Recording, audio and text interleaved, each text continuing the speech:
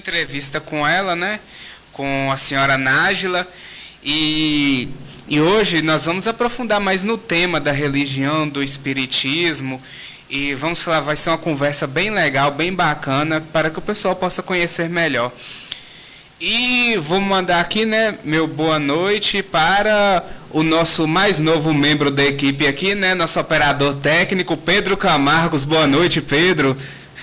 Boa noite, Marcos Vinícius. Hoje eu estou aqui ajudando vocês nessa grande live no podcast da Rádio Cidade. Muita boa noite para todos que estiverem ouvindo e assistindo a nossa live, o nosso podcast especial de hoje.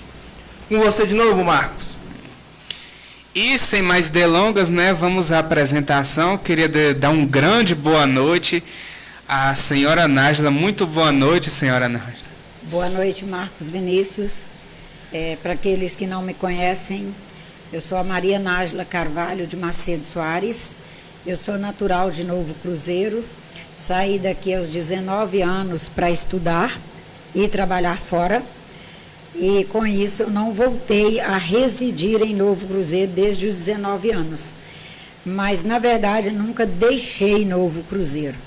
Estou sempre aqui. Antes era para dar assistência a meus pais, irmãos que moravam aqui.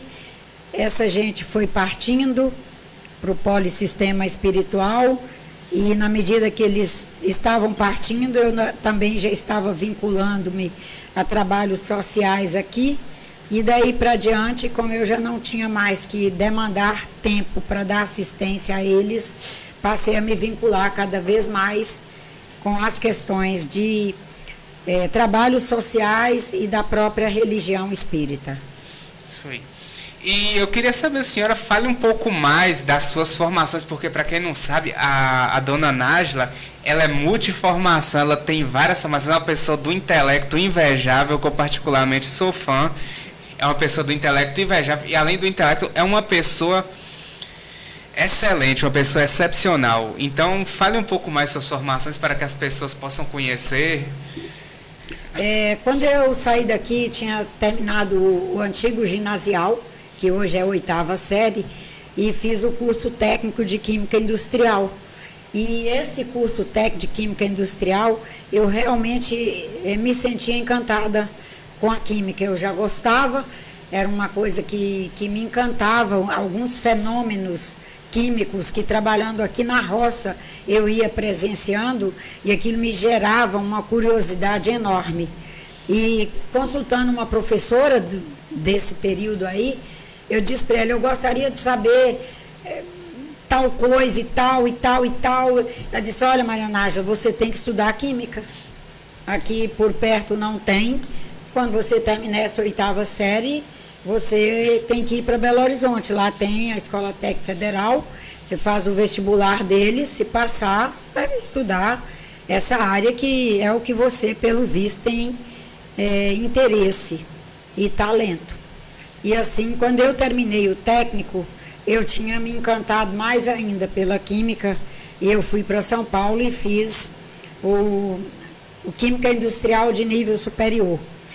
E trabalhei na indústria, e durante esse tempo trabalhando na indústria eu complementei para o curso de bacharelado em Química, porque o de Química Industrial, mesmo de nível superior, te qualifica para a indústria. E eu queria trabalhar com laboratório com pesquisa, em laboratório de pesquisa. E daí é que eu fiz o bacharelado, que é todo voltado para pesquisa na universidade que eu fiz. Mas ao avançar no bacharelado, eu fui vendo que me preocupava um pouco se eu um dia tivesse que voltar para o interior, que não tem nem indústria nem tem pesquisa. E daí eu complementei para licenciatura em Química, que se eu fosse para o interiorzão aí eu poderia lecionar. Aí eu trabalhei com essas químicas vários anos. Quando aconteceram uns eventos de família, da minha família, inclusive a daqui, e que eu vi que eu precisava fazer reconversão profissional. E eu busquei qual era a minha segunda vocação depois da indústria e da pesquisa, que eram as duas coisas que eu trabalhava. E eu vi que eu gostava de produtos naturais, plantas medicinais, tratamento através das medicinas complementares. Abri uma loja, larguei a indústria, larguei o laboratório, abri uma loja de produtos naturais e plantas medicinais, complementos, vitaminas, etc. E trabalhando essa loja, eu tive necessidade do curso de farmácia, porque eu não tinha estudado fisiologia, não tinha estudado anatomia, eu não tinha estudado farmacobotânica, eu não tinha estudado bioquímica. Eu voltei para a universidade e fiz farmácia, já aos 50 anos. E é um curso que eu agradeço muito a Deus ter feito, porque vejo hoje que ele, nesse momento da minha vida, ele me gratifica muito. E é bom que já tem uma ligação, né? Química com farmácia, já tem uma ligação, então fica muito próximo. Tanto que para fazer farmácia eu tive dispensa de todas as matérias básicas. Eu fiz só as específicas. Todas, os cálculos, genética, estatística, química orgânica 1 e 2, química inorgânica 1 e 2. Eu já tinha feito tudo isso. Muito interessante. É. E, pessoal, para quem não sabe, teve entrevista aqui anteriormente com a dona Nájila, que nós estávamos falando do espaço solidário, do espaço solidário, né, para acolhimento e tratamento de dependentes químicos.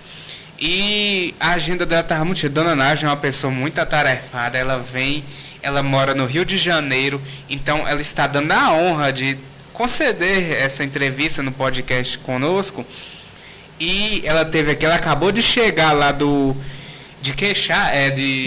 Areião, né? Areião, Sítio do Areião.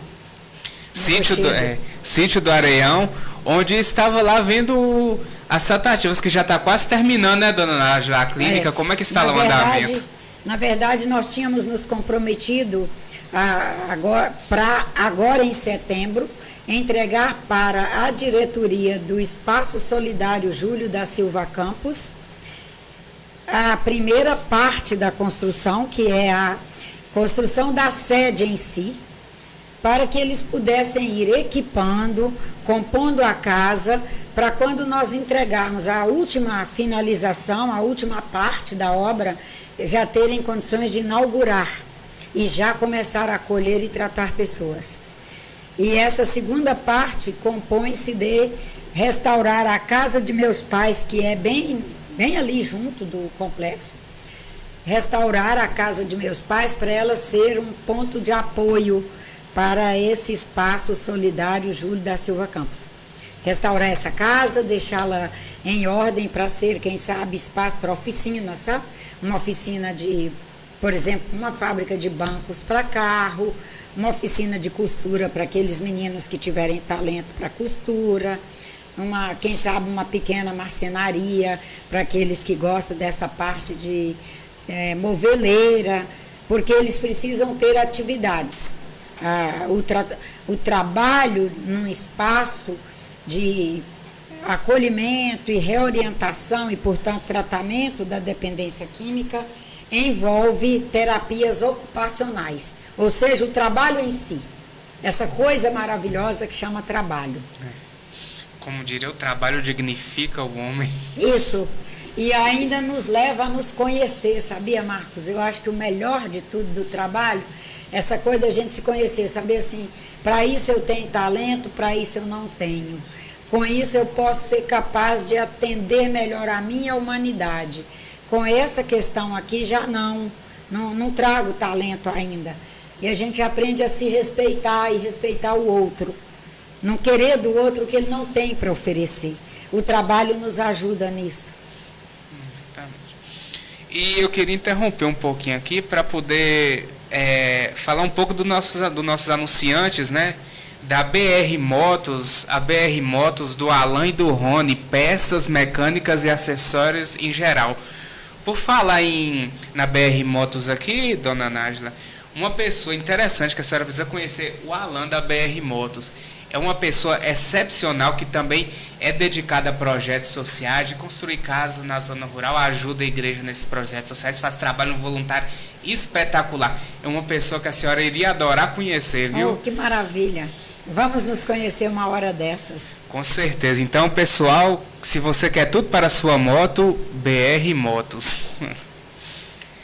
E agora, entrando já mais no tema, dona Nájila, sobre a pergunta, eu queria perguntar, quando que a senhora se descobriu espírita, né? Como é que assim, quando que a senhora descobriu a religião e começou a pesquisar mais sobre e ser uma adepta? Na verdade, eu não descobri a religião. Eu comecei a buscar avidamente por uma religião que atendesse às minhas questões pessoais. Eu, graças a Deus, trago um processo intuitivo e que desde criança eu percebia isso em mim. Mas era tão pouco conhecido o Espiritismo em Novo Cruzeiro, como ainda é pouco conhecido, que eu não sabia nem que a religião que ia me esclarecer sobre essas questões minhas, ligadas à intuição, ligadas a ter sonhos, ligada a olhar para uma pessoa e fazer um nível de leitura e depois ir conseguindo perceber que essa leitura correspondia ao que aquela pessoa expressava nos exercícios de vida dela. Eu era católica, era a religião que existia aqui, basicamente era católica. E eu comecei a me confessar e pedir ajuda para os padres. Coitados, olha o sofrimento deles, porque esse não é o foco da Igreja Católica, não é o foco da religião católica. E eles iam me orientando a fazer as preces. Hoje você reza esse terço para Santa Terezinha, e eu ia lá para o pé de Santa Terezinha, rezava o terço, e voltava para casa e tinha sonhos mais apurados ainda. aí eu voltava daí uns dias para o padre e confessava e pedia ajuda, padre, olha só e tal, aí reza mais isso.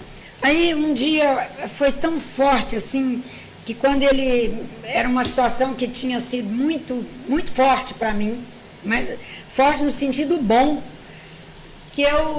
mas eu queria saber o que levava uma pessoa a viver aquela experiência.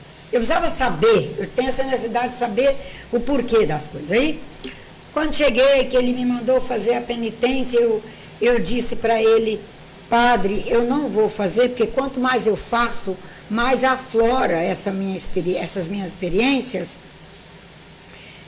E então eu não vou fazer, o senhor me desculpa. Só que eu era educada para você não desrespeita uma autoridade de um espaço.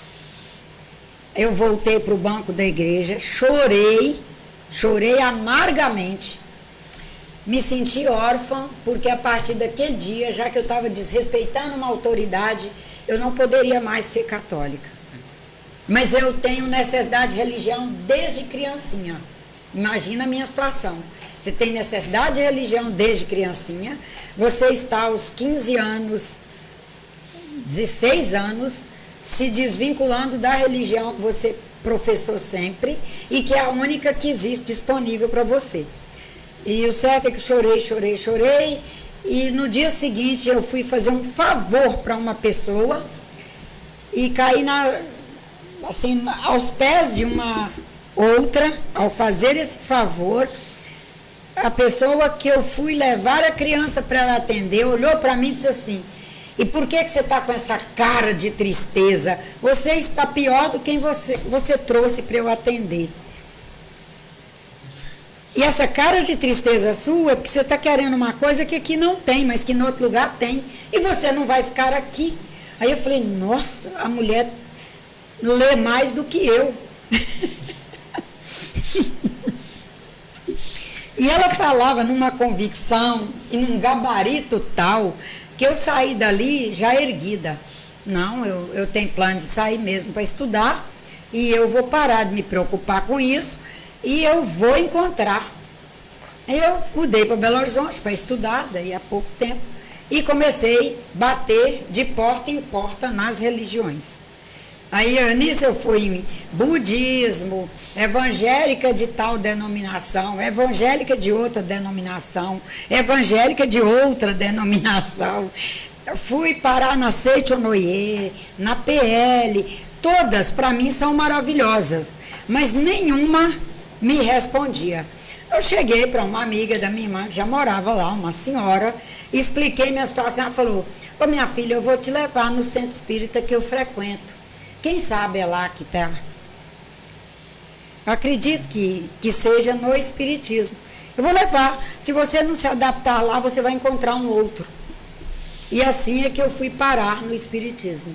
Eu até gosto de relatar as coisas em detalhes, porque assim como eu passei por isso, outras pessoas poderão estar passando nesse momento. E deve até relatar em detalhes, porque a gente sabe que existe não existe muito preconceito, com a religião espírita, e a gente vê isso aqui na nossa cidade mesmo. Aqui é mais forte, né? O preconceito. Talvez no interior seja mais forte, né? Que as pessoas talvez não tenham um conhecimento total assim de como funciona e acaba tendo um certo preconceito. E eu vejo estampado nas pessoas o modo pejorativo que é tratado. E tanto que eu queria isso mesmo para poder trazer o espaço. Talvez a primeira vez que as pessoas ouviram falar espiritismo, pelo um grosso modo, foi numa novela. Que é sempre um espiritismo baseado em descrições de romance. Não é o espiritismo baseado no estudo primeiro, na doutrina espírita, no estudo da doutrina espírita, e, portanto, não é baseado no conhecimento e na sabedoria acerca da doutrina espírita. E um outro detalhe que agrava mais ainda, que além delas conhecerem através de novelas que trazem, é o conteúdo mais fraquinho dos romances, um detalhe, hein? Não traz o conteúdo mais aprofundado dos romances, traz o conteúdo mais fraquinho. É que Nájila é a reencarnação de não sei quem, e por isso encontrou fulano, encontrou Beltrano, que faz isso, que faz aquilo, e nada disso é o arcabouço da doutrina, não sei se você sabe disso, né? O que há de grave também é o espiritismo ainda não... Aqui em Novo Cruzeiro, pouquíssima gente sabe o que é o espiritismo. Então, eles confundem espiritismo com umbanda, com todo o respeito a essas religiões todas. Confundem o espiritismo com umbanda, com macumba, com quimbanda, com candomblé, e confundem, inclusive, com magia negra. Imagina o que acontece na cabeça das pessoas acerca do espiritismo. Forma-se uma massa crítica sem criticidade acerca do espiritismo. É uma massa confusa. Não sabe nem que essas religiões todas têm raízes africanas, vieram com os escravos ao serem escravizados pelos brasileiros. Essas doutrinas de bases africanas tribais, vieram com os escravos, e aqui elas foram sofrendo uma acomodação e foram sofrendo até mesmo uma depauperação, porque aqui eles não tinham o direito de exercê-las na sua forma original. Eles tinham que pôr os santos dele debaixo de mesas e pôr uns toalhões arrastando no chão, e em cima colocar as imagens católicas para eles fazerem de conta que estavam fazendo preces católicas. Eles tinham que ir à igreja católica, onde eles eram altamente, coitados, colocados lá nos piores níveis. Eles não podiam sentar onde o branco sentava, não podia. Inclusive tem igreja Nossa Senhora dos Pretos. E daí isso foi depauperando também as religiões africanas. Mas aí, deixando as religiões africanas de lado, que não é nosso mote, o espiritismo ele é codificado por Allan Kardec, que é um homem de uma cultura maravilhosa, um poliglota.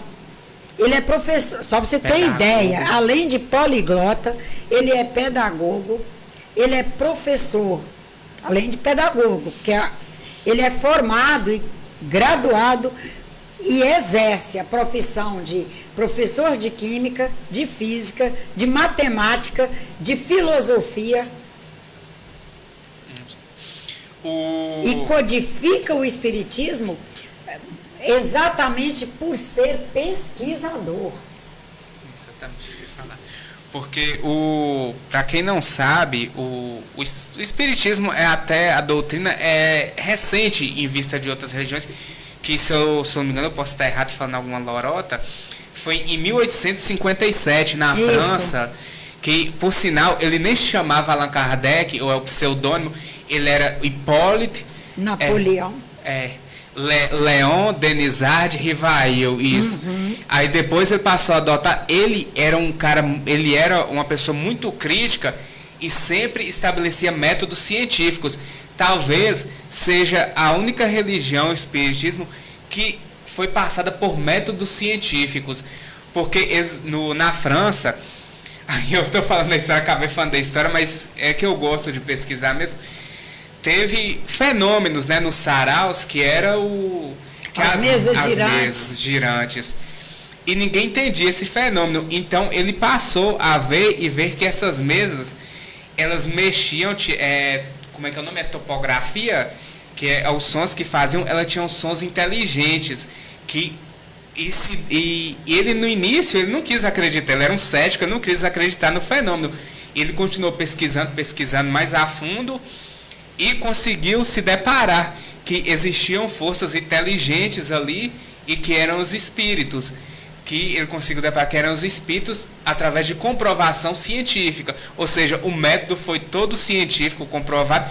Por isso que o espiritismo também é tratado como uma ciência, religião e filosofia. Ela existe a ciência e a religião. A senhora pode falar melhor disso, até eu sou um leigo, mas eu vou pegando aos poucos. E nesse estudo que ele fez, ele lançou o livro, o Gênese, né?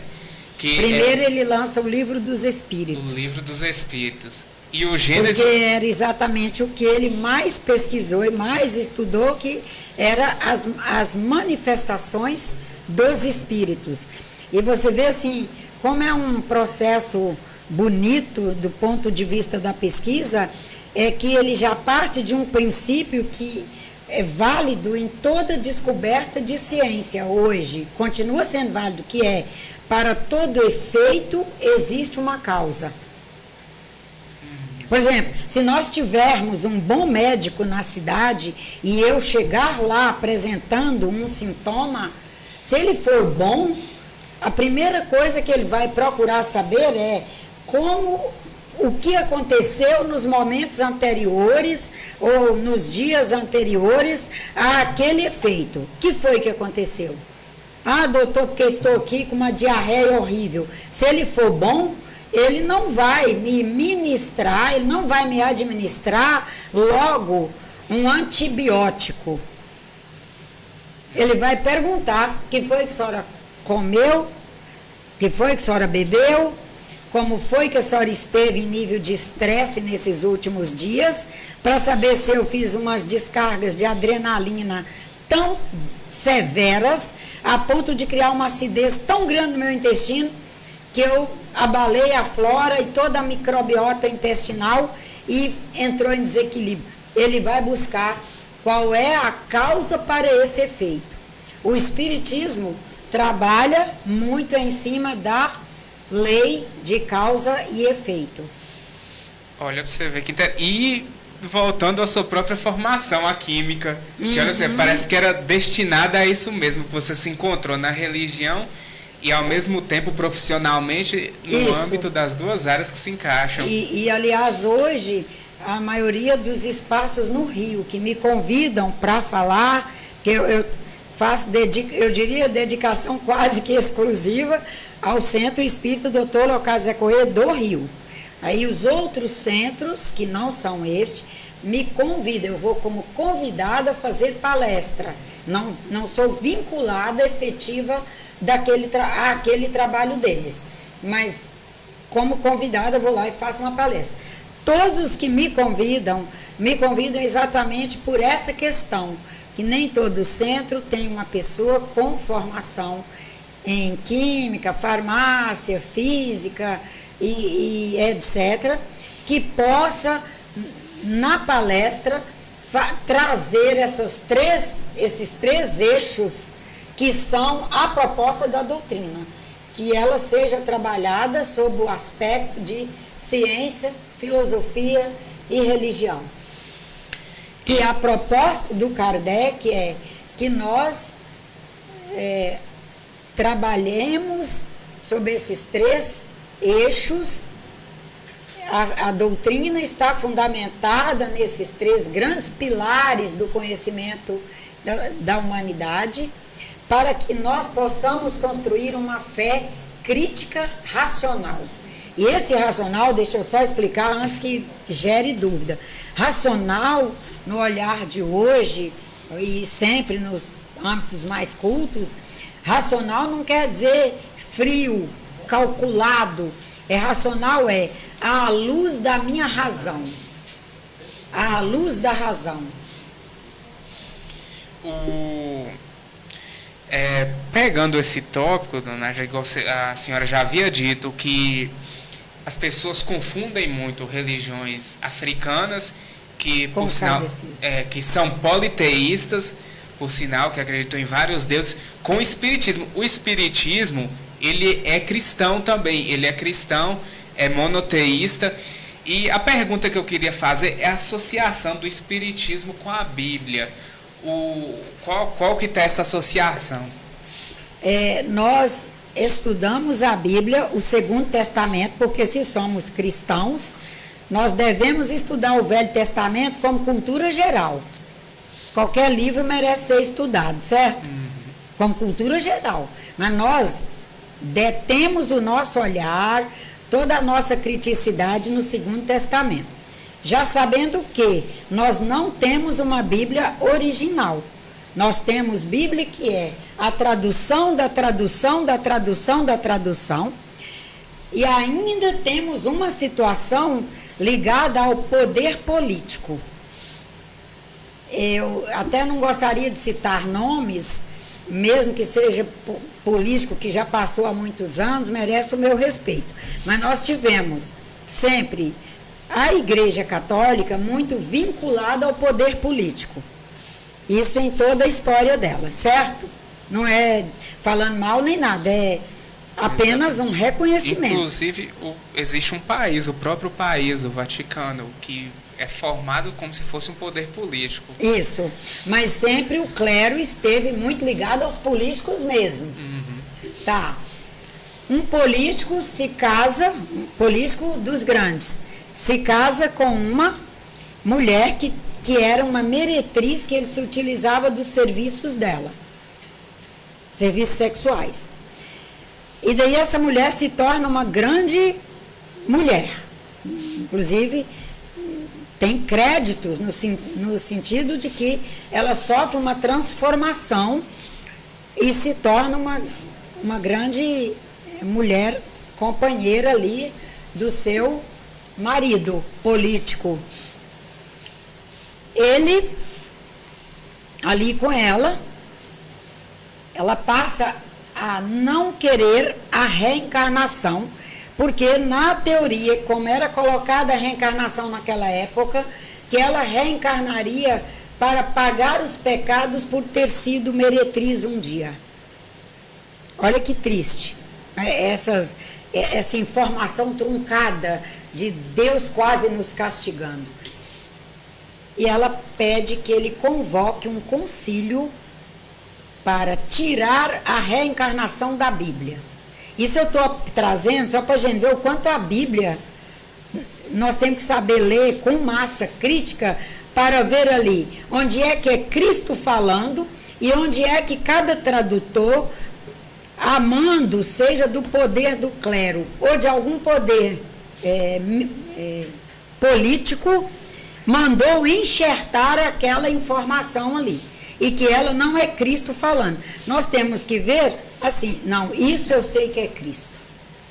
Exatamente. Por tudo que já estudei sobre ele, por tudo que aprendi sobre ele, sei que isso aqui é dele. Agora, a gente vai encontrar trechos que a gente vê que Cristo, pela autoridade que ele era em matéria de espiritualidade, um espírito com aquela espiritualidade não trataria as pessoas daquela maneira, não usaria aquela linguagem, e que aquela linguagem foi colocada por outra pessoa nas traduções que foram fazendo e nos enviando, permitindo que chegasse a nós. Exatamente. Então, a nossa relação com a Bíblia é uma relação de estudo com muito cuidado para não sucatearmos o maior de todos os mestres da humanidade. Uma questão que eu queria tratar também, que hoje há um debate muito sobre isso, sobre as pessoas, talvez ateus, agnósticos, há um debate, e eu queria saber a visão espírita em cima disso. Que eu tenho meu pensamento de uma forma de formação, de como é que eu acho que foi e como é que eu acho que será, que é a tração do início e do fim, da criação, como que o Espiritismo trata a criação, como no aspecto seus foi feita a criação e como será o fim, o apocalipse, né, que todo mundo tem. Nós entendemos que vivemos na Terra sob a égide da teoria da incerteza. Qualquer um de nós que resolver afirmar algo para futuro na base da certeza, você pode saber que essa pessoa ainda não se alcançou muito bem enquanto um espírito que se administra respeitando a diversidade. Porque só de existir diversidade, pluralidade, e só de existir evolução e movimento cósmico, já sabe que nós não temos como dizer que o fim vai ser assim ou vai ser assado. Porque ele poderá ser assim ou assado, ou de outro jeito, ou de outro jeito, ou de outro jeito. Porque as possibilidades são incontáveis. Então, nós não temos teoria de apocalipse. Agora, vamos lá para o início. Nós somos monoteístas. Acreditamos num Deus que é uma sabedoria plena, bondade suprema, tudo supremo. Como eu, na minha pequenez enorme, posso saber como esse supremo, como que essa supremacia fez a criação? Exatamente. Então não dá para afirmarmos sobre a criação.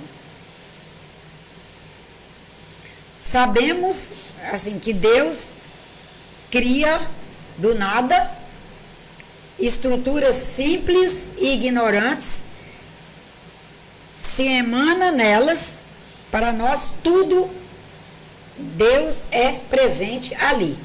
Deus é presente num pé de banana, como é presente na banana, é presente numa acerola, na laranja, é presente na pera, é presente na minhoca, é presente no rato. Deus é presente em cada um de nós humanos. Ele é presente em toda a sua obra. Toda a obra está na imanência do Pai. O Pai é imanente em nós.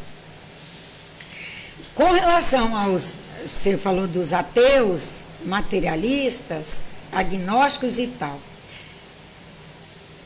O agnóstico é alguém que tem necessidade de prova, e é prova ali, nos padrões de métodos científicos. A ciência é desenvolvida e todos os instrumentos que o cientista se utiliza para fazer ciência são desenvolvidos pelos humanos. sofre a limitação dos humanos. E Deus está acima dessas limitações. Não tem como provar Deus no papel, provar Deus aqui. Tem como sentirmos Deus. Tem como percebermos através do sensível. Mas se eu resolver mostrar a Deus, se você chegar para mim e dizer assim, eu quero mostrar Deus aqui nessa parede. Não, você pode perceber através do seu sensível, mas eu te mostrar com os olhos da matéria e com os dedos da matéria. Exatamente. Porque, primeira coisa, nós, vamos dizer de enxergar, nós enxergamos, vamos dizer agora de peças materiais. Qual é a faixa que nós enxergamos? Uma faixa, com os olhos da matéria, uma faixa curtíssima. 380 nanômetros a 760 nanômetros. Tudo que está menor, já não enxergamos. E o que está maior também, nós não enxergamos. Olha como nós somos limitados, rapaz. Agora vamos pensar no enxergar com o sensível. Qual é a faixa vibratória que Marcos Vinícius enxerga com o seu sensível? Eu não teria condições de dizer. Porque eu não sei dizer nem qual é a faixa vibratória que eu enxergo com o meu sensível. Nós sabemos que enxergamos. Se perguntar para a sua esposa que está ali do lado, você tem intuição? Ela vai dizer, claro que eu tenho. Mas qual é a sua faixa de percepção intuitiva? Ela vai dizer, varia. Há dias que a minha intuição está mais aguçada. Há dias que eu estou menos intuitiva. Aí você já vê que entraram variáveis. A mesma pessoa que fez a sua caminhada ao longo da sua história, desde quando ela era uma subpartícula atômica lá, quando Deus a criou lá, subpartícula atômica, que ela foi fazendo combinação e recombinação, combinação e recombinação, e registrando essas experiências combinatórias todas, registrando todas essas experiências recombinatórias, e que ela chegou a estar aqui agora se administrando bípede, vertical, já passou por tudo, de minhoca, barata, rato, macaco, cobra, macaco é o último, e chegou ao nosso irmão, nosso primo mais próximo. Sim. Isso. Chegou o nosso primo mais próximo, que está aí com uma diferença mínima de DNA com relação a nós, mesmo ela tendo passado por essa história toda de construção de conhecimento e de autoconhecimento, ela sabe que ela não é estável em matéria de percepção. Exatamente. Um ponto que eu abordo... Mas ela vai dizer, eu tenho certeza que eu tenho intuição. Se ela for uma pessoa que caminhar bastante para dentro dela, que se observar e tal, e for uma pessoa atenta, a viver intensamente o que ela vai todos os dias com mais convicção afirmar a sua capacidade intuitiva. Mas dá para descrevermos? Não. Aí você fez uma pergunta que eu não respondi. E é ruim deixar no ar, né? Falou das pessoas que não abraçam nenhuma das religiões existentes.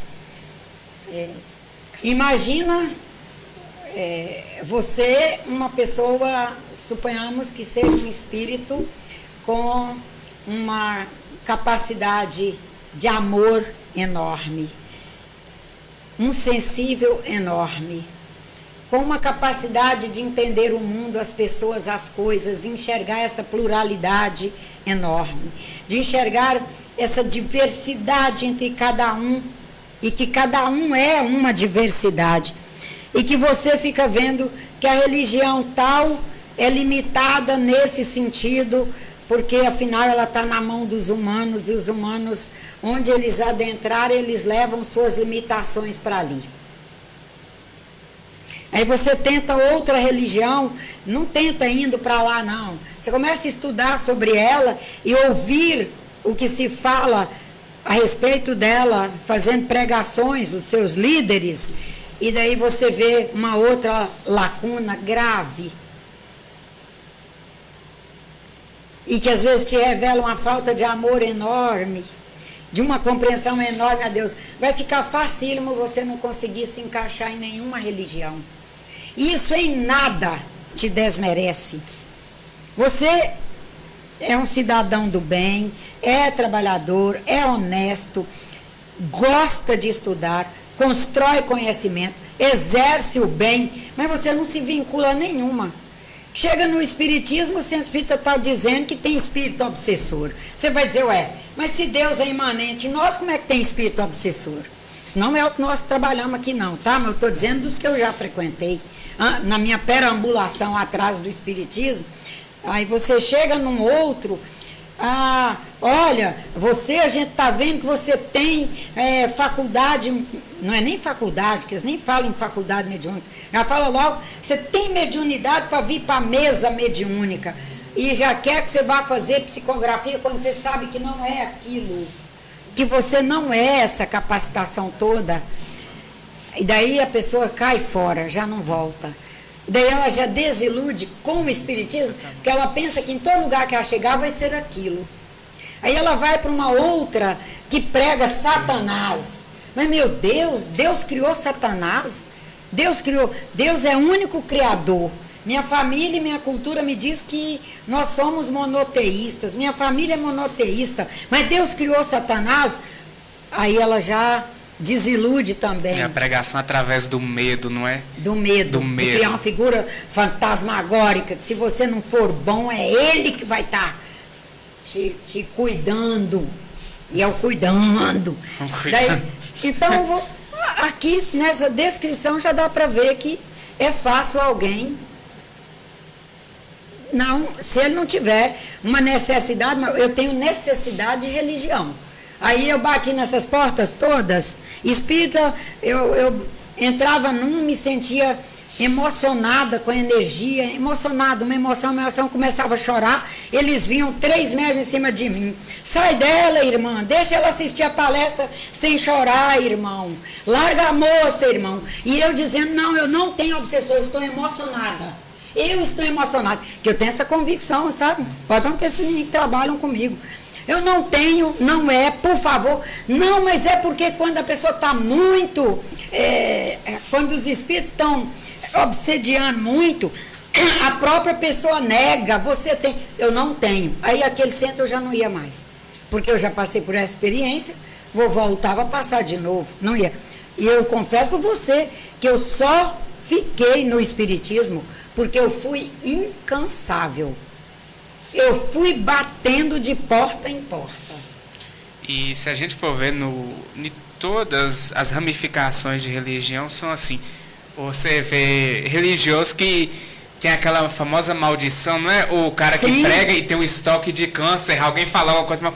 Eu não desejo mal para você não, mas se Deus te der um câncer, é desse jeito a pessoa. Ou aquela pessoa que vai recolocando a mão e te empurrando para trás até que você cai, aí depois fala que é possessão, que está recebendo alguma coisa. Então as pessoas vão desiludindo com isso. Isto. E eu vou te dizer que eu tenho na minha família pessoas que elas não passaram por esses processos nenhum, mas só pelo que elas leem, assistem e veem, elas não se vinculam à religião. Mas são pessoas maravilhosas. Maravilhosas. Eu acho até engraçado uns programas que mostram que é o diabo que não sabe falar línguas, que é o diabo com erro do português. Que fala assim, nós vai jogar ele na macumba. É o diabo dos programas Alves, mas coloca uma pessoa lá e é o diabo do erro de português. Falo, mas o demônio, eles não falam que fala várias línguas, mas ele fala o sotaque carioca e o português errado. E olha para você ver como isso é complexo e perigoso. Nós, para chegar a essa condição que estamos aqui agora, bípede, habitando a Terra, numa cultura do século XXI, nós já estivemos reencarnados Quantas vezes? E em quantos países? Quantas línguas nós já falamos? Quantas línguas nós já estudamos lá desde a nossa escola básica, a gente estuda a língua que a gente está nela. Nós somos um registro integral de todas as nossas experiências. Nós trazemos esse acervo em nós. Qualquer um de nós pode sofrer a qualquer momento uma sensibilização numa casa espírita, numa casa de religião, acessar nessa jazida que trazemos de sabedoria, de conhecimento e tal, uma língua que falamos lá no século XII, quando estávamos reencarnados lá não sei aonde, e começaram a falar, sem nunca tê-la estudado.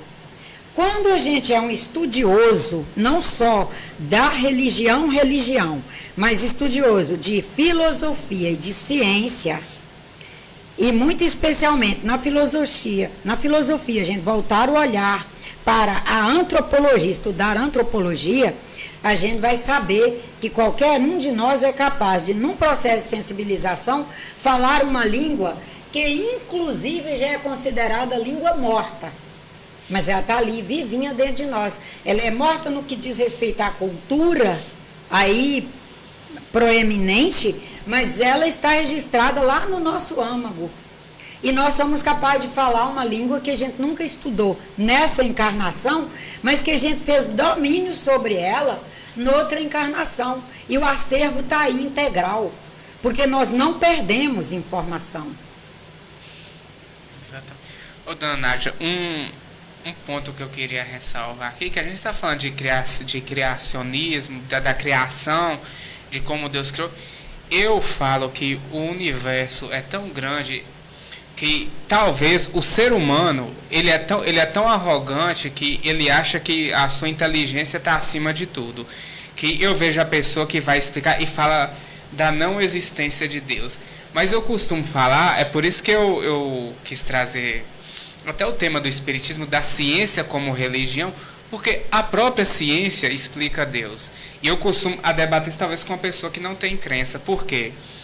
Eu costumo falar, quais as 3 leis que a ciência versa? Que é sobre o tempo, o espaço e a matéria. Uhum. Aí eles têm a teoria que algo foi criado do nada. Mas como algo foi criado do nada? Se nada existe, nada pode se criar. Então você precisa de um ser para poder criar, que tem uma célula inteligente que esteja fora dessa lei, que ele seja inteligente e que esteja fora da matéria. O espaço, se não há espaço, como o espaço vai ser preenchido? Você precisa de um ser que esteja fora do espaço para poder preencher esse espaço com a matéria. E precisa de um ser atemporal, que esteja fora do tempo. Para algo existir, você precisa dessas 3 leis e de algo que esteja fora dessas 3 leis. E talvez as pessoas com tal arrogância, elas não conseguem compreender que elas mesmas estão explicando algo e não conseguem explicar. Que é o Deus que é citado na Bíblia, que é o Deus que é onipresente, onisciente e onipotente. Porque ele está fora dessas 3 leis. E olha quando que foi criado a Bíblia e olha que quando foi mostrado a ciência. Então é uma explicação que está bem já antes e que as pessoas não param para ver, só fazem chacota com a fé.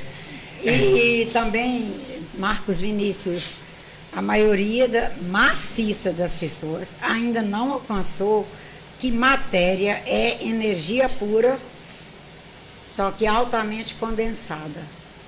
Se eu pegar uma pedra, eu pego uma pedra pesadíssima, né? Duríssima, Aí eu quebro um pedacinho dessa pedra e vou moendo. Estou usando uma palavra bem nossa no povo, né? Porque esse moer aí tem um nome científico. Mas vou pulverizar. E quando eu chegar ao nível mínimo de tamanho de partícula que for possível, na minha cultura, que é hoje, terra, Nájila, tá? Eu pegar essas mini partículas e colocar num microscópio. Que, como elas estão mínimas, eu não as enxergo mais, tá? E eu colocar num microscópio. Se eu tiver conseguido que ela tenha alcançado, que ela tenha sido quebrada, dividida, até ela alcançar a forma atômica. O que eu vou ver no microscópio, um conjunto de elétrons em movimento gerando energia. Ou seja, eu fiz o caminho de volta, né? Peguei da pedra para a energia. Exatamente. Nós presenciamos todos os dias o processo de energia se tornando matéria. É que a gente não quer ver e nem quer admitir, nem quer estudar profundamente as coisas. Quando uma acerola, um pé de acerola, na sua simplicidade de ser, recolhe elementos da terra, recolhe nos seus tamanhos invisíveis, e faz todo através do processo da fotossíntese, em que ela recolhe luz solar, metaboliza, aí vai toda uma história, né? Não posso continuar porque vai cansar vocês. Tá. E chega na parte final, onde ela nos entrega uma fruta. O que é que nós presenciamos ali com o nosso pé de acerola? Seria muito bom que a gente pensasse mais. Você pega uma mudinha de banana, que um dia foi um germezinho, e põe lá. E ela vai tirar da terra a água, vai absorver sol, que é energia, a água que é energia também. Exatamente. E aí ela vai produzir banana. E eu levo a banana para o laboratório e vou pesquisar o que contém ali. Nós presenciamos, na verdade, uma transmutação de energia em matéria. Aí vamos comer a banana. Nosso organismo, não sei se vocês sabem que o organismo não utiliza banana, não utiliza carne, não utiliza a farofinha de porco lá, com não sei o quê. Não. O organismo vai ter o trabalho de quebrar, transformar em átomos, transformar o átomo em energia e vai encaminhar para cada sítio do organismo, que vai receber e vai compor as estruturas que ele precisa. Todas as nossas estruturas são fabricadas por cada um de nós. Nós não utilizamos nenhuma estrutura compradinha no açougue, nem na farmácia, e nem no supermercado, e nem nos feirantes orgânicos maravilhosos do mercado de Novo Cruzeiro. Exatamente.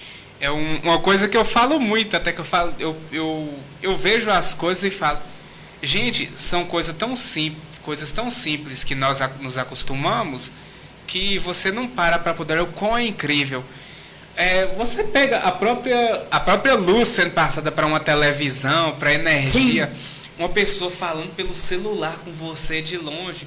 São coisas talvez incríveis que as pessoas não têm para parar para prestar atenção. A água, tudo. Aí eu costumo falar, e você já parou para poder prestar atenção nisso? Como é que é incrível e como é que a gente acostumou e meio que é jogado para o lado? E como você perguntou sobre a proposta do Espiritismo, uma das grandes propostas do Espiritismo, que ele seja um movimento, o movimento da doutrina em nossas mãos, e que nesse movimento nós possamos constituir um olhar apurado para entender, compreender, amar, respeitar o mundo, as pessoas, as coisas, buscando compreender lá, desde a base, no máximo que nós conseguirmos alcançar. E já sabendo que nós iremos até onde a nossa abertura de consciência permite, em matéria do ir para o menor, e iremos também no sentido do maior, até onde a nossa abertura de consciência permite. E, portanto, não dá para prever futuro. Não. Se eu chegar aqui dizendo que eu nem sou uma peça de museu ainda, e eu me criei aqui ouvindo que o mundo ia acabar em 2000. Que o mundo ia acabar. Era o apocalipse, então, né? Em 2000. Eu já passei pelos 4 fins de mundo. 2023. Estamos em 2023. E lá nesse período, deu aqui criança, escutando tudo isso, para mim aquilo era um horror, pensar que tudo ia acabar. Mas era bem divulgada essa cultura aí, essa crença. A senhora abordou um ponto que eu queria tratar muito interessante, que talvez seja um grande preconceito das pessoas até com o espiritismo, que não se explica. As pessoas, assim como o medo da morte, as pessoas elas têm um medo do desconhecido, de algo que elas não conseguem compreender. Então, quando você vai falar em espírito, vai falar das células que compõem Deus, dessa área toda do espírito, as pessoas elas têm um medo, e o medo gera o preconceito, no meu ponto de vista.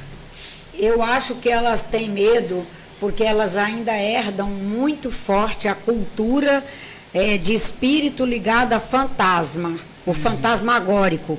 Eu aqui volto a dizer, imagina, gente, eu não sou tão velha assim, 70 anos, mas me criei aqui escutando que tinha lobisomem, que existia mula sem cabeça, que no alto de um morro que chega, que no alto daquele morro, na divisa ali do outro lado já está a propriedade de meus pais, mas naquele alto tinha uma, sabe o que é extrema, né? Pra cá é de fulano, pra cá é de Beltrano, e tinha uma cancela, que naquela cancela ali sempre tinha um caixão, que as pessoas passavam e viam o caixão. Aí quando eu tinha que voltar da escola sozinha, estudava à tarde, a aula terminava 4h30, e de vez em quando eu não tinha companheiro para ir na sexta para lá, e eu tinha que ir sozinha e passar naquela tal cancela à noite sozinha, com essa notícia de que ia estar um caixão lá, garoto. E a gente associava isso a espírito, entendeu? Que estudo era espírito. E nós temos que tirar que espírito, primeiro, que ele não se manifesta à torta e à direito. Segundo, é que quando ele se manifesta em condições de traçar, ajudar a pessoa a traçar um novo e melhorado momento na sua vida. Que enquanto um espírito não tenha condições de fazer esse trabalho, ele não se manifesta, ele está sob a tutela, a instrução, a orientação e um processo de educação por equipes espirituais desencarnadas, competentes para fazer isso. E que quando nós vemos formas desconexas no ar, quando nós vemos vultos, nós estamos vendo formas holográficas. E já passou da hora da humanidade estudar holografia, formas holográficas, para ela saber separar uma coisa da outra. Quando é que está tendo a oportunidade de um espírito se manifestar para ela, para trazer uma mensagem, seja de conforto, seja uma orientação para ela se reorientar na vida, ou quando ela está vendo uma forma holográfica, que não é espírito. É uma produção mental dos encarnados. As formas holográficas. Mas isso já está... a pessoa já ganhou, para você ter ideia, a pessoa que desenvolveu todo esse estudo já ganhou o prêmio Nobel em 1971. E ele já tinha divulgado seus artigos, seus trabalhos, resultados de suas pesquisas desde 1939. Em 47 ele traz trabalhos super robustos acerca desse conteúdo. Mas nós ainda temos espíritas trabalhando dentro do centro espírita, que nunca estudou holografia, que confunde.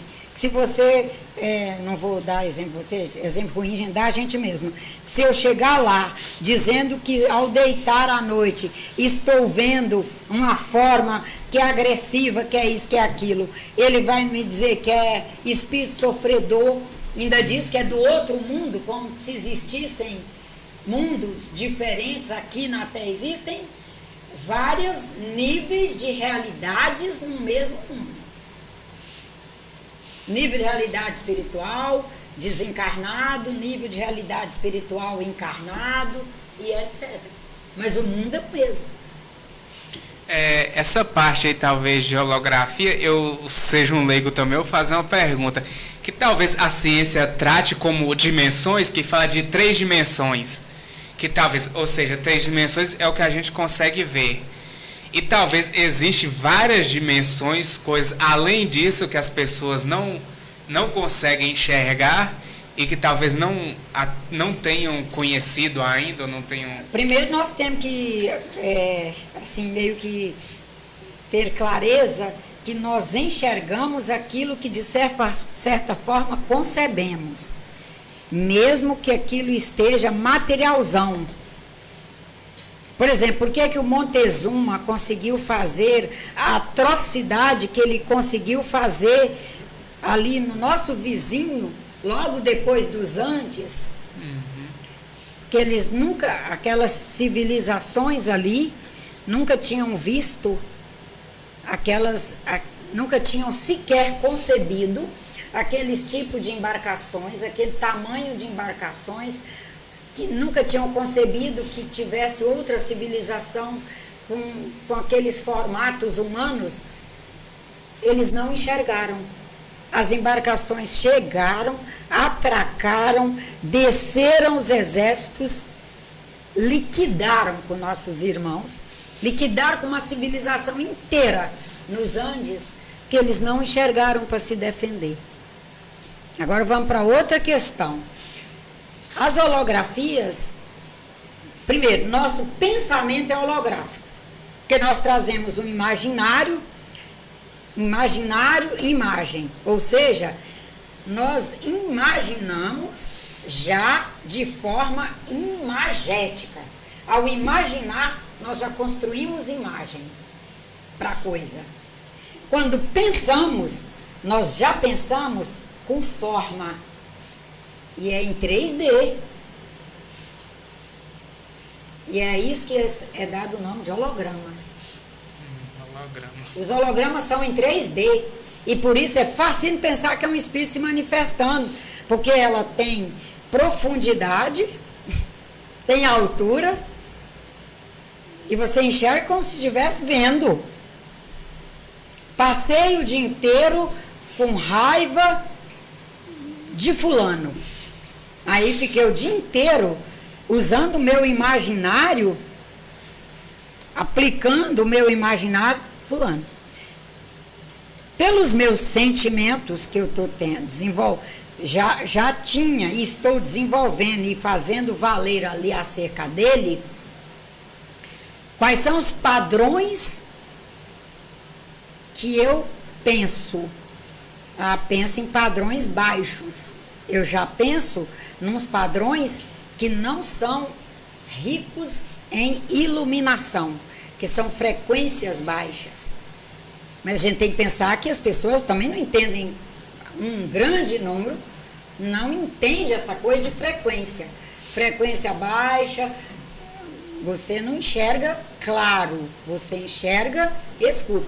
Quando ela, com a capacidade de produzir imagem, faz um pensamento que é holográfico e ela constrói a imagem daquela pessoa de quem ela está emitindo as piores informações para ela mesma, ela enxerga aquela pessoa e pode enxergar com imagens distorcidas da realidade, da configuração daquela pessoa. porque ela põe a configuração dela. O imagético é dela. Então, eu posso estar com raiva de compadre José, mas eu não enxergarei a imagem de compadre José, porque compadre José está fora disso. Ele está em outra vibração. Eu enxergo na minha. Enxergo escuro. Sou capaz de enxergar preto. Olha pra você ver. Ué, pois a gente não copiou, não trouxe até para o centro espírita. Tem centro espírita que trabalha a figura de preto velho. Mas esse preto velho, ele nunca reencarna noutra cor? Cor é de espírito? Que isso? Espírito tem cor? Preto velho. Eu não te dei um preto velho. Meu Deus, mas é de jeito mesmo.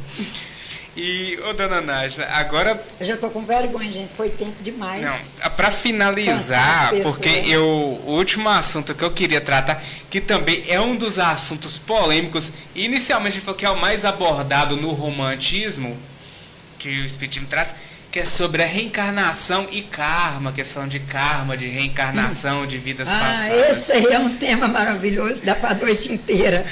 Primeira coisa, vamos fazer uma revisão sobre a palavra karma. Karma é uma palavra que vem do sânscrito e ela quer dizer lei, estar na lei. Nós captamos a palavra karma, carregamos para a nossa cultura. E o que fizemos? Deformamos o sentido da palavra. Mais uma vez. Por quê? No sânscrito é estudado da seguinte maneira.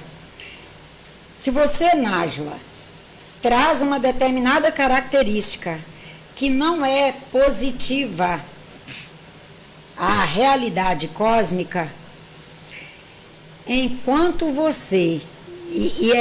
primeiro, evolução é lei. Fazer transcendência é lei cósmica.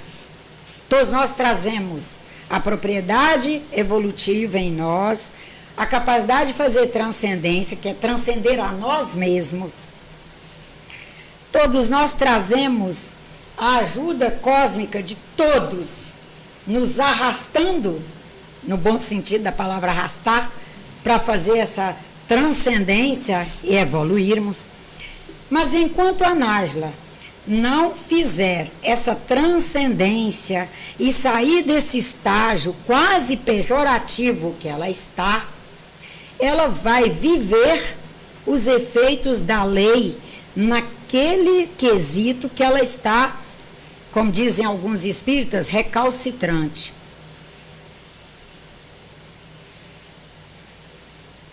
Então, a Nájila nessa encarnação já chegou ao mundo tendo muitas possibilidades de crescer nesse sentido dessa pequenez que ela traz. Ela traz lá uma precariedade qualquer e está tendo todas as oportunidades para evoluir.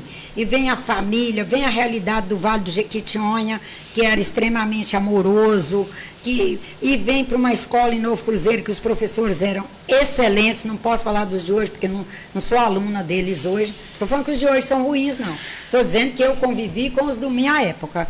Excelentes professores, ofereceram o melhor para ela sair do contexto em que chegou. Mas se ela não utilizar esses recursos todos para avançar, por lei ela vai continuar no contexto, porque ela não cresceu, ela não fez crescimento. Alguns acontecimentos, alguns eventos vão estar repetindo na vida dela. Não porque o karma está mandando repetir, mas está repetindo porque ela não saiu do contexto. Que ela tem que sair para aquilo não acontecer.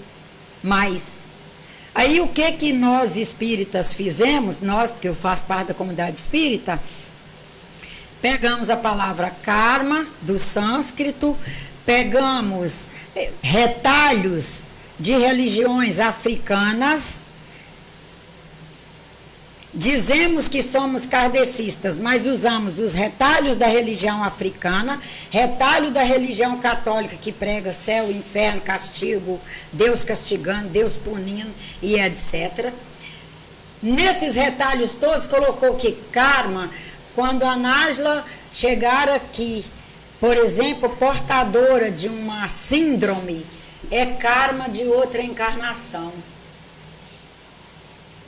Quando a ciência já provou há tanto tempo, e o espírita tem que se basear na ciência, quando a ciência já provou há tanto tempo até várias possibilidades de causas para síndromes.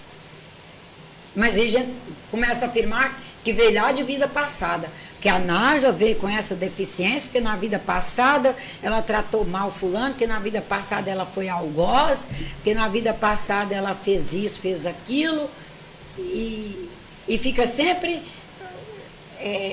trabalhando em cima de coisas que nós não provamos. Você vê. Quem pode provar a minha encarnação passada ou reencarnações minhas muito passadas? Não dá, né? Não dá? Não dá. Não dá. Foge completamente ao escopo da doutrina. E nós, espíritas, estamos por aí fazendo sem piedade. Tinha que ter pelo menos piedade com a doutrina. Aí, o que os espíritas mais dessa linha afirmam? Ah, mas está na obra do Kardec. Muito importante, Marcos Vinícius, a gente saber que o Kardec teve, graças a Deus, a clareza de nos dizer: toda obra escrita é temporal. Ela não é atemporal. Nós fazemos um estudo, descrevemos algo sob a égide da cultura de época, que é o que a cultura nos permitiu. Nós não conseguimos estar muito acima da cultura. Ou seja, nós não conseguimos estar muito à frente da humanidade ao descrever. Cabe ao espírita, isso está lá, está na Gênese, está no livro do Espírito, está no livro dos Médiuns. Cabe ao espírita contextualizar a doutrina à luz da ciência e da filosofia, para que a fé espírita seja crítica e racional. Exatamente. E eu acho que é assim, talvez as pessoas deviam aprender isso em todas as religiões, de não deturpar, de ter seguir um caminho, né? Seguir uma linha de pensamento. Igual você falou, às vezes tem pessoas que acabam manchando o nome, que falam-se espíritas, aí vai lá e monta um centro e está totalmente fora do crença, contexto espírita, contexto. E da orientação do Kardec no que diz respeito à contextualização. Algumas pessoas chegam ao nosso centro, tanto aqui como no Rio, aqui muito mais do que no Rio. No Rio são realmente algumas. No contingente de pessoas que chegam e ficam, as que chegam e vão embora logo em seguida, o número é pequeno das que vão. As que vão porque nós não fazemos o espiritismo ao pé da obra da contextualização, da codificação espírita. Nós fazemos à luz da orientação do nosso irmão Kardec, da contextualização à luz da ciência e da filosofia. Exatamente. Bom, dona Nájila, eu acho que eu já tomei o tempo da senhora demais, né? Porque hoje foi bem cedo, né? Que a senhora já acordou, já teve que ir para lá para poder olhar a clínica lá. Inclusive, pedir desculpas de novo, que infelizmente eu não pude estar lá, mas na inauguração, se Deus quiser, vou estar. Já cadastre aí, novembro. Vou deixar, em novembro já vou estar agendado. E eu queria agradecer muito mesmo, foi um prazer enorme ter a senhora conosco aqui, e foi muito esclarecedor, e espero que para as pessoas também possam conhecer mais, possam entender mais a fundo, e não só julgar superficialmente. E para finalizar, eu queria que a senhora deixasse uma mensagem, um agradecimento. Ah, tem uma pergunta aí, ó. Tem uma pergunta ali, ó, dos inter... Ó, da briga. Então, dona Ládia, tinha uma pergunta da Deitlin Nazaren de Ubatuba. Desculpa se eu falei seu nome errado, viu?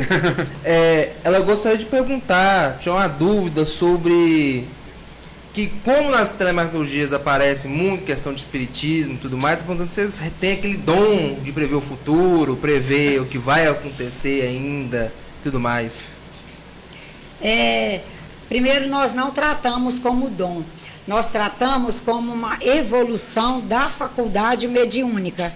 Nós temos na humanidade um número grande de pessoas que aqui reencarnam com a faculdade mediúnica, que já as permite fazer leituras, não só leituras com profundidade, no sentido de leitura de corpos, por exemplo, está aqui um conjunto, espírito, perispírito, corpo físico na minha frente, Marcos Vinícius na minha frente.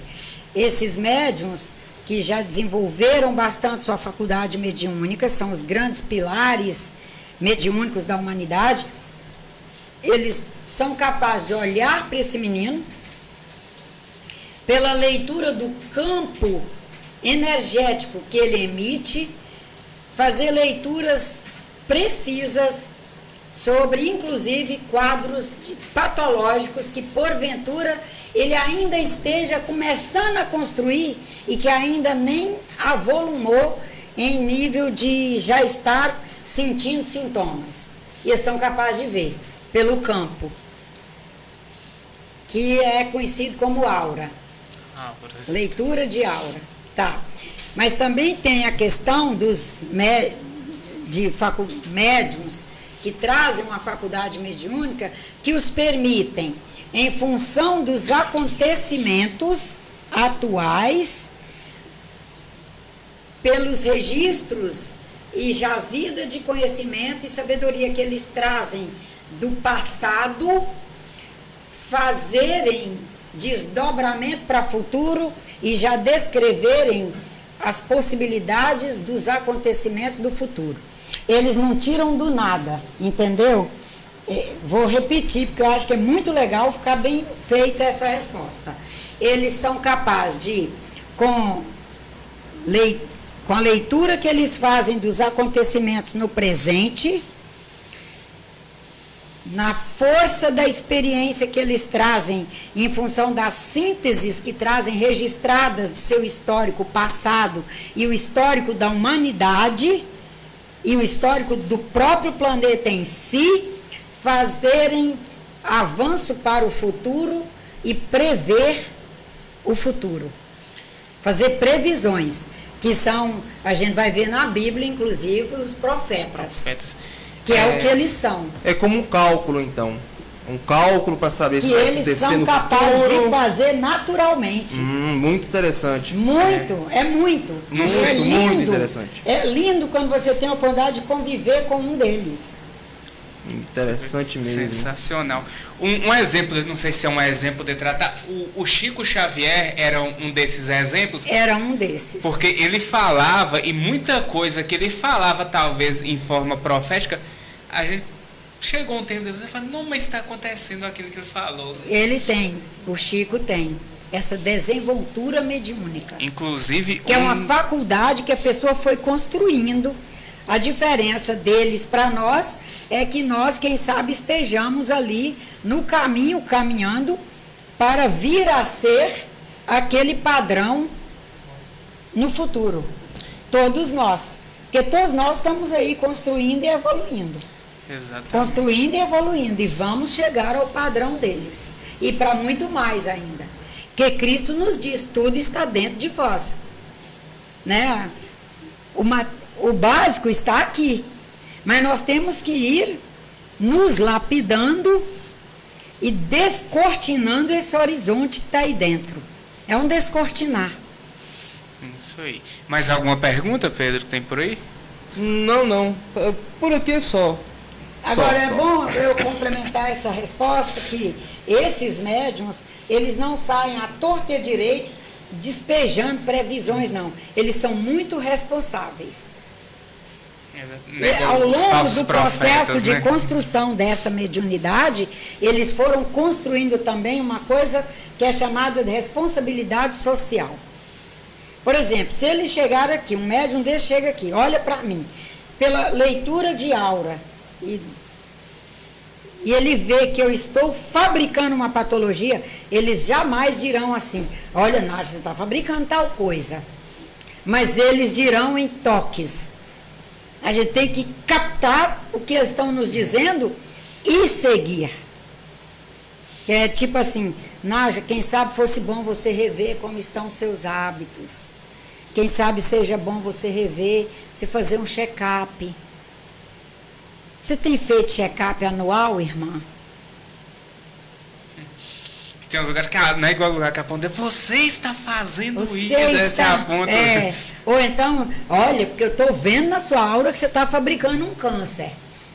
Mas como é que você fala isso para uma pessoa, né? Não tem. Olha, mas eu conheço gente A pessoa que assim. que ouviu. Assim como também jamais um médium, jamais mesmo, jamais um médium que esteja no espiritismo para valer, que seja estudioso da doutrina, que é consoladora e confortadora, vai chegar para você e dizer que você está sob influência de espíritos maus. Ele vai te convidar para o estudo, ele vai te convidar para fazer um uso de água fluidificada, ele vai te convidar para fazer mais caminhadas, tomar mais sol e ver o que você gosta de estudar para você ler. Ele vai te convidar para... Ele, inclusive, não vai te impor que você estude o espiritismo.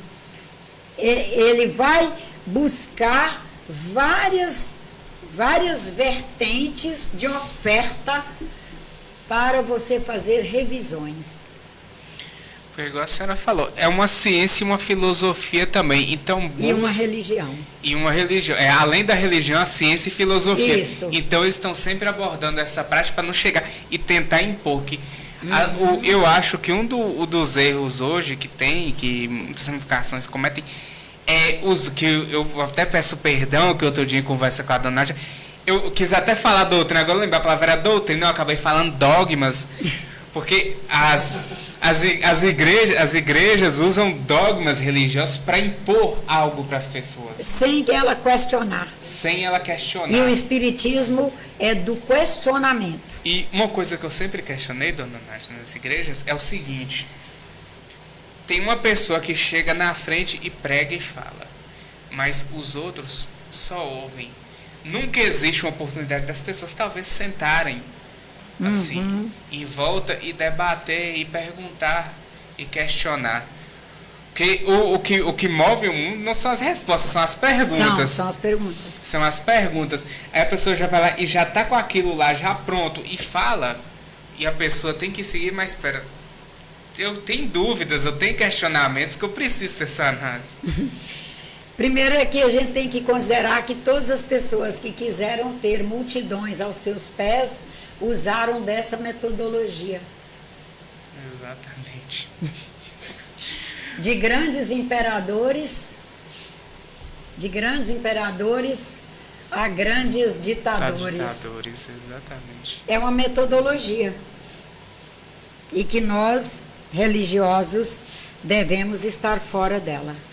Exatamente. Porque nossos irmãos devem questionar, devem buscar, devem conhecer, para que ele possa traçar os seus conceitos acerca da vida, do cosmos, de Deus, e inclusive atualizar o conceito que ele traz de Deus todos os dias. Isso aí. Mas enfim, dona Nádia, agora sim podemos chegar ao fim, que eu já estou gastando tempo demais e o pessoal já fala que eu começo a falar e não paro mais não. Se deixar eu viro à noite aqui perguntando e questionando. Mas enfim, dona Nádia, novamente queria agradecer muito a participação da senhora por ter aberto esse espaço aqui conosco para poder falar abertamente. Espero que as pessoas, nossos espectadores e ouvintes, estejam esclarecidos e que busquem sempre as respostas da melhor maneira possível, que se abram um pouco mais, não fica nessa bolha fechada de preconceito, às vezes até de raiva, de ofensas baixas. E, mais uma vez, meu muito obrigado. Eu queria que a senhora deixasse uma mensagem final de agradecimento para as pessoas. Olha, antes de agradecer final mesmo, dizer para as pessoas, nós todos somos espíritos nos manifestando através de um corpo físico. Por que nós teríamos medo de espírito? A única diferença de quem já desencarnou é, hoje a Nájila está aqui, um espírito se manifestando através de um conjunto bioquímico, certo? Aí esse conjunto bioquímico deixa de fazer as funções que esse espírito precisa que ele faça, para que o espírito faça o que ele quer fazer de trabalhos aqui no planeta.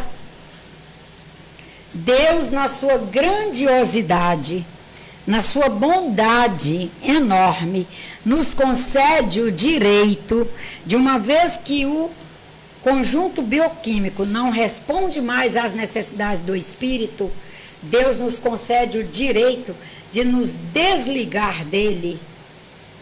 E como o nosso grande mestre nos disse, o que é pó retorna ao pó, o que é da terra retorna à terra, e o que é espírito continua espírito. Espírito, exatamente. Se as pessoas não têm medo de mim, aqui encarnada, vocês estão aqui numa sala comigo, uma sala fechada. Algum de vocês está com medo de mim? De maneira alguma. Na hora que souberem que eu desencarnei, vocês vão ter medo do espírito? Por quê? Se eu tivesse que fazer alguma coisa, eu tinha feito aqui mesmo, agora. Exatamente. Por que nós vamos ter medo de espírito? Espírito não se manifesta à torta e à direita. Quem a gente vê à torta e à direita aí são formas holográficas. Começamos a ouvir coisas horríveis. São formas holográficas. Nós temos é que sair daquela frequência. Minha mensagem final é essa. Estejamos o tempo todo nos esforçando, eu diria nos comandando mesmo, para estarmos a serviço do bem, pensando o bem, lutando pelo bem, orando pelo bem, que estejamos em prece por todos, porque aí nós estaremos em frequências que nós não estaremos sofrendo essas alterações de frequência que nos levam a ouvir, por exemplo, coisas do tipo, eu vou te matar, eu vou acabar com você. Eu já atendi pessoas, inclusive aqui, num sofrimento enorme, porque ela tinha desenvolvido um desequilíbrio de um dos minerais que são essenciais para os nossos equilíbrios na usinagem e na construção da nossa frequência, que é a combinação entre cálcio, lítio e magnésio. E ela tinha feito um desequilíbrio por questões da vida mesmo aí. E nesse desequilíbrio, ela passou a ouvir vozes. E ela pensava que eram espíritos ameaçando ela.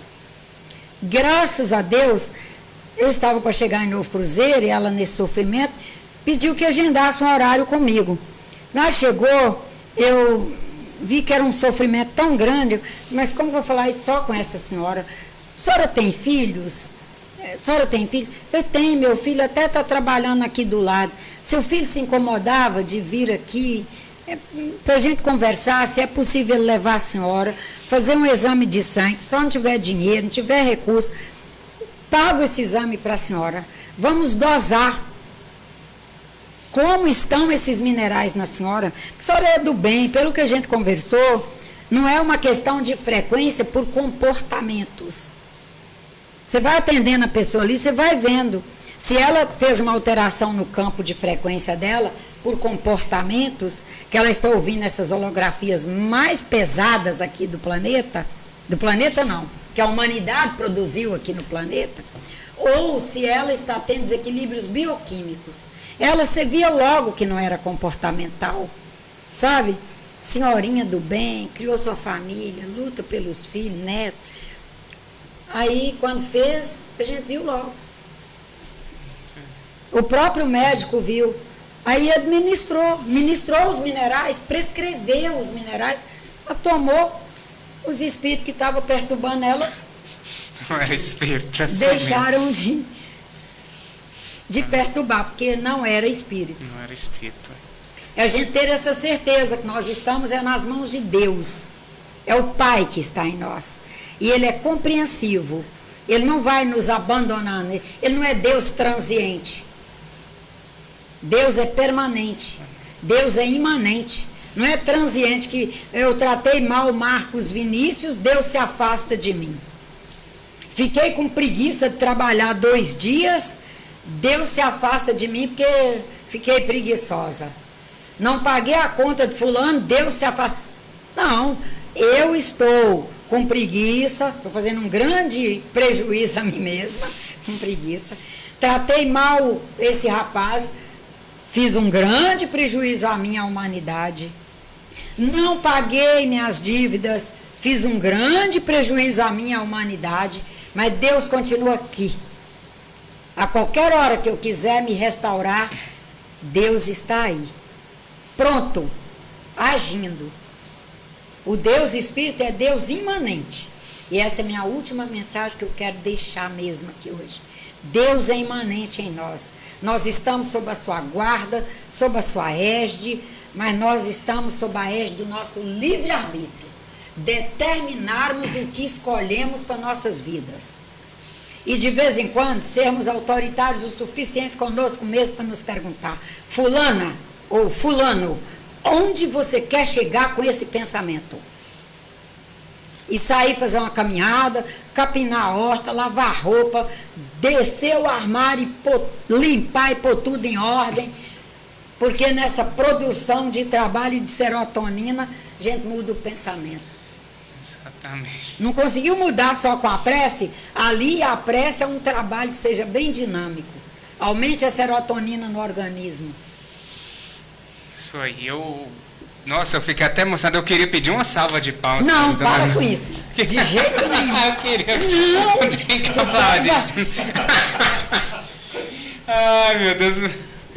Que eu vou te falar, viu, dona? Eu fiquei emocionado. Realmente, eu tinha uma ligação com a senhora, mesmo sem conhecer pessoalmente, assim, eu já tinha uma ligação muito grande com a senhora.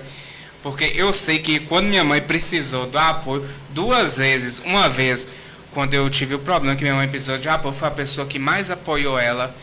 E uma fase triste que eu tive quando eu fui ingressar para a faculdade, que exatamente por meu problema de visão tentaram me rejeitar na faculdade, e ela foi uma das pessoas que mais apoiou, que mais esteve presente. Então eu agradeço de coração, sinceramente, é um prazer enorme ter a senhora aqui, eu fico muito feliz. E, muito obrigado, é isso que eu tenho a dizer. Obrigada a vocês. Obrigada a vocês. Estarmos juntos é uma bênção. E agradecer aos ouvintes, espectadores da Rádio Cidade que estiveram conosco e dizer que terça-feira que vem tem novamente Fala Comigo podcast. Nesse mesmo dia, nesse mesmo dia não, que hoje é sábado, mas próxima terça no mesmo horário e no mesmo canal. Abraços, galera, boa noite e até a próxima.